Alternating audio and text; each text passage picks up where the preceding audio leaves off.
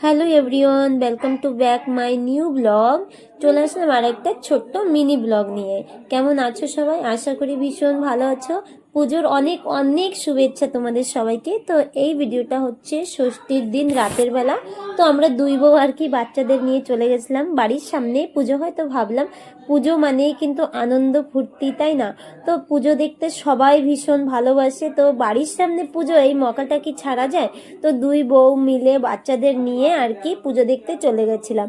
দেখো আসার পর দেখো মায়ের মূর্তিটা কতটা সুন্দর, মানে মায়ের দিকে তাকালে আর অন্যদিকে চোখ ফেরানোটা মানে হয় না, এত সুন্দর মায়ের মূর্তিটা বানিয়েছে, ভীষণ সুন্দর। তারপরে দেখো এখানে ষষ্ঠীর দিনে কিন্তু লোক অনেকটা বেশি হয় না, তাই না?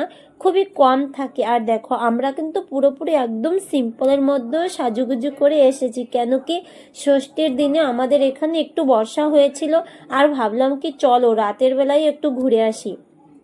আর আমার ছোট মেয়েকে দেখো ঠান্ডা, ঠিক আছে, একটু ঠান্ডা পড়েছে আর বৃষ্টিও হয়েছে, কিন্তু আইসক্রিম খাওয়ার বন্ধ হবে না। আর ওই যে ছেলেও দেখো আইসক্রিম নেওয়ার জন্য রেডি, মানে ও নিয়েই নিয়েছে। আর ডেকোরেশনটা বাইরের থেকে দেখো কতটাই সুন্দর। তো বাচ্চা কাচ্চাদেরই কিন্তু পুজো আনন্দ, ওদের জন্যই এত আনন্দ ফুর্তি সব কিছু, তাই না? তারপরে চলে গেছিলাম কোনো একটা খাবারের দোকানে। তো দেখলাম অনেক সুন্দর চিকেন পকোড়া বানাচ্ছে, তো একটু চিকেন পকোড়া নিলাম, একটু মোমোস খেলাম, তারপরে একটু চাউমিন ঘরে নিয়ে চলে আসলাম। আর আমার ভিডিওটা যদি ভালো লাগে